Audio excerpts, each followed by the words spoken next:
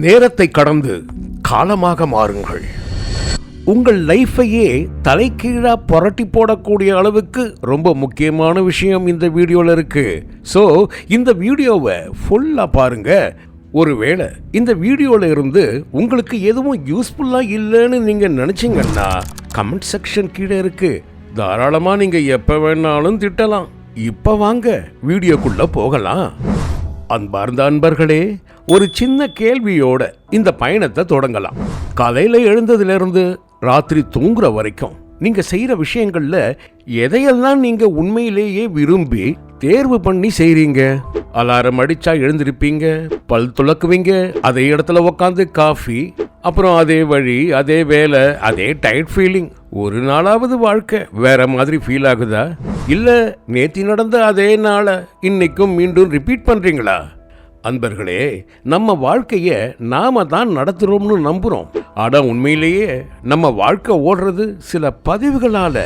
இந்த ரகசியத்தை புரிஞ்சிக்க ரெண்டு வார்த்தைகள் போதும். 1 தசை நினைவு, மசில் மெமோரி. 2 உயிர் நினைவு, பயோ மெமோரி. இதுல செக்ஷன் 1 தசை நினைவு, உடலின் பழக்கம். முதல்ல தசை நினைவு யோசிச்சு பாருங்க. நீங்க பைக் ஓட்டும் போதோ இல்ல நடக்கும் போதோ இப்ப இடது கால வைக்கணும், இப்ப கிளட்ச் பிடிக்கணும்னு மூளைக்கு கட்டளை போடுறீங்களா? இல்ல, ஏன்னா உங்க உடம்பு பழகிருச்சு. அதுதான் தசை நினைவு. யோசனை இல்லாம தானாவே நடக்கிற ஒரு மென்பொருள் அது. ஆனா இங்க தாங்க ஒரு சிக்கல் இருக்கு. உங்க உடம்பு ஒரு விஷயத்தை பழகிடுச்சுன்னா அது எந்த மாற்றத்தையும் ஏத்துக்காது. அதனாலதான் புது டயட் ஆரம்பிச்சா 3 நாள்ல நின்றுடுது. ஜிம்முக்கு போனா 4 நாள்ல அலுப்பு தட்டுது. ஏன்னா உங்க உடம்பு சொல்லும், நமக்கு பழைய ரொட்டீனே போதும், அதுதான் சேஃப்னு. சோ உங்க வாழ்க்கை உங்க உடம்போட பழைய பழக்கத்தால ஓடிக்கிட்டு இருக்கு. அடுத்து செக்ஷன் 2 உயிர் நினைவு. உங்களின் உண்மையான அடையாளம் தசை நினைவு உடல் அளவுல இருக்குன்னா உயிர் நினைவு ரொம்ப ஆழமானது. உங்களை பத்தி நீங்க உள்ளுக்குள்ள என்ன நம்புறீங்க? நான் எப்பவுமே ஆவரேஜ் தான், எனக்கு லக் இல்ல, எனக்கு ஒழுக்கம் வராதுங்க. இது வெறும் எண்ணம் இல்ல, இது உங்களோட அடையாளம், ஐடென்டிட்டி. உங்களோட சின்ன வயசு அனுபவம், மற்றவங்க சொன்ன வார்த்தைகள், இதெல்லாம் சேர்ந்து உங்க உயிர் நினைவை உருவாக்குது. இந்த உயிர் நினைவுல நீங்க என்ன முடிவெடுத்து வச்சிருக்கீங்களோ அதுதான் உங்க வாழ்க்கையோட திசையை தீர்மானிக்கும். அடுத்து செக்ஷன் 3 நேரம் வர்சஸ் காலம், ஒரு ரகசிய போர். தசை நினைவு, உயிர் நினைவு. இப்ப இது எப்படி நாம அன்றாடம் சந்திக்கிற ஒரு பெரிய பிரச்சனைக்கு தீர்வு அமைதுன்னு பார்ப்போம். நிறைய பேர் சொல்ற ஒரு புகார், எனக்கு தியானம் செய்ய நேரம் இல்லை, அப்புறம் புத்தகம் படிக்கிறதுக்கு நேரம் இல்லைன்னு. இதெல்லாம் பொதுவான ஒரு புலம்பல். தியானத்துக்கு நேரம் தேவையில்லை, காலம்தான் வேண்டும். நேரம் வேற, காலம் வேற. இதை நாம கொஞ்சம் நிதானமா புரிஞ்சுக்கணும். நேரம் அல்லது டைம், அது கடிகாரம் சம்பந்தப்பட்டது. அதை நாமளா வகுத்துக்கிட்டது. 24 மணி நேரம் 60 நிமிஷம்னு மணி அளவையும் நிமிஷ அளவையும் நாம பிரிச்சது. அது பெரும்பாலும் மற்றவங்களுக்காக நாம செலவு பண்றது, உங்க வேலைக்காக, பணத்துக்காக, சமூக கடமைகளுக்காக. ஆனா காலம் அல்லது பீயிங், அது உங்களுடைய இருப்பு, உங்க வாழ்க்கை. நீங்க ஏதாவது ஒரு வேலையில முழுசா மூழ்கி இருக்கும் போது நேரம் போறதே தெரியாது இல்லையா? ஒரு ஓவியர் வரையும் போதோ, ஒரு விளையாட்டு வீரர் விளையாடும் போதோ கடிகாரம் மறைஞ்சிடும். அதுதான் காலம். அதோட அழகு நிமிடங்கள் இல்ல, அதோட அழகுகள் சிந்தனை வேகம், செயல் தெளிவு.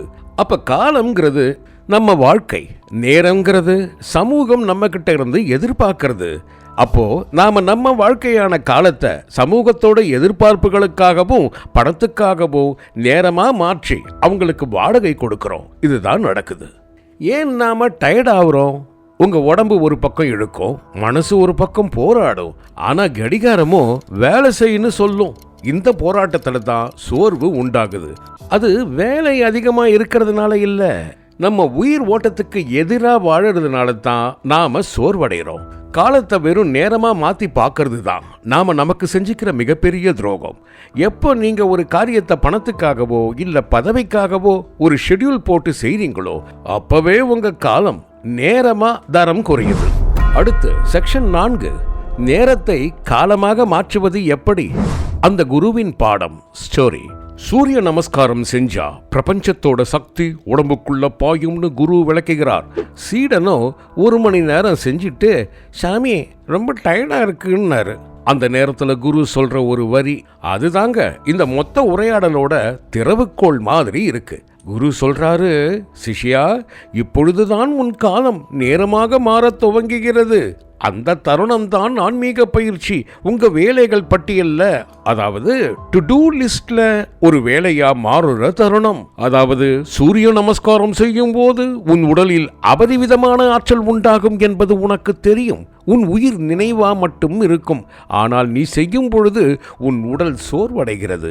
இதற்கு காரணம் சூரிய நமஸ்காரம் செய்யும் பொழுது உடலில் ஆற்றல் பெருகும் என்று கருத்து மட்டும் உன் நினைவில் இருக்கிறது. ஆனால் இது உனக்கு இன்னும் தசையில் நினைவாக மாறவில்லையே. உயிர் நினைவுல பதிஞ்ச ஒரு அறிவு, அதாவது சூரிய சக்தி உடம்புக்குள்ள வருங்கிறது தசை நினைவோட நேரடி அனுபவமா மாறணும். உண்மையிலேயே அந்த சக்தியை உணர்றது அந்த அனுபவம் வர வரைக்கும் தொடர்ந்து செய்யணும். அப்படி விடாம செய்யறது தான் காலத்தில் இயங்குகிறது.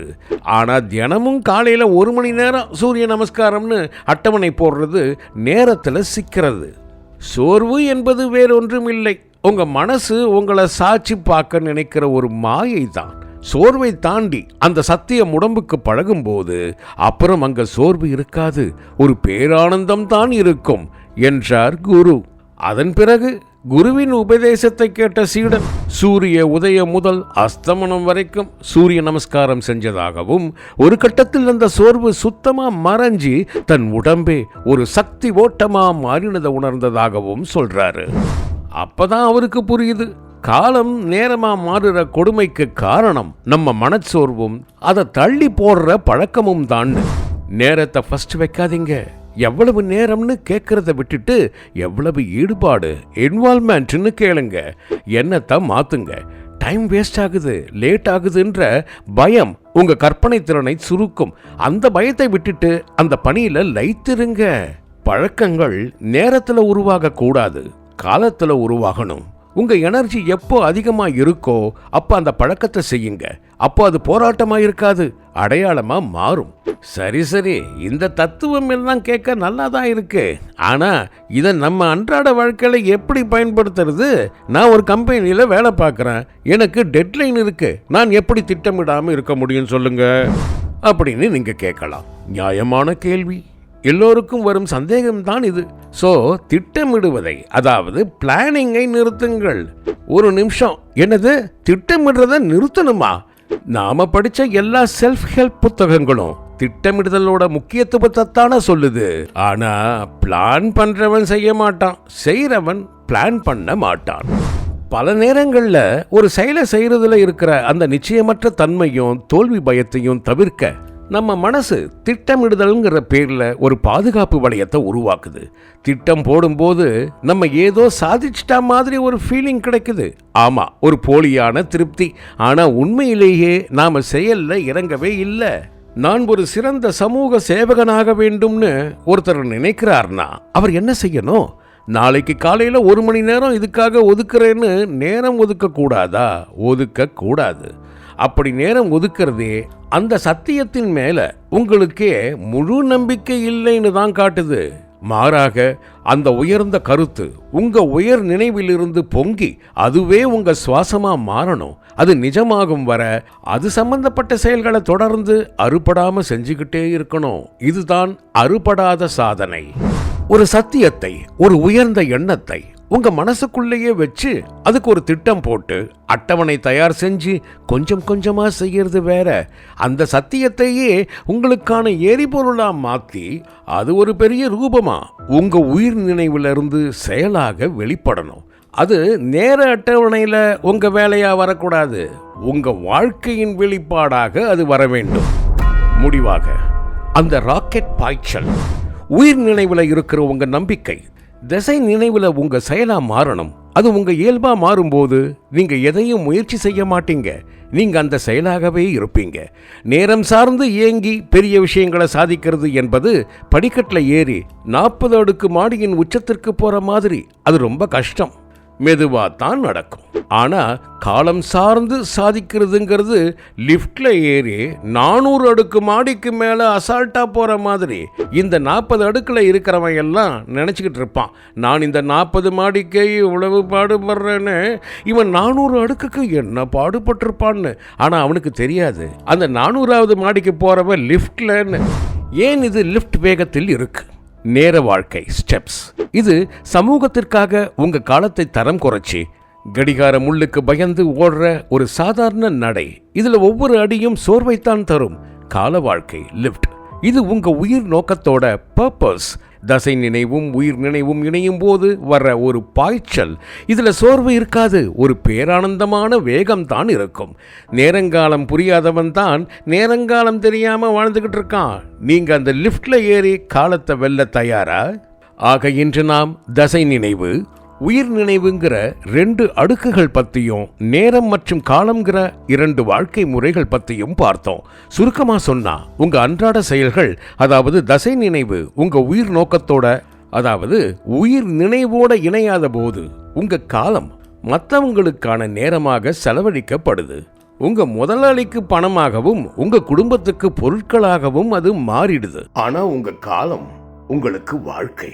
நேரம் சார்ந்து இயங்கினா 60 வயசுல சோர்வடையணும், 80 வயசுல படுக்கையில இருக்கணும்னு சமூகத்தோட விதிகளுக்குள்ள நாமளே சிக்கிக்கிறோம். ஆனா காலம் சார்ந்து வாடுறவங்களுக்கு இந்த விதிகள் பொருந்தாது. அவங்க செய்ய வேண்டியதை செஞ்சு முடிக்கிற வரைக்கும் இருப்பாங்க.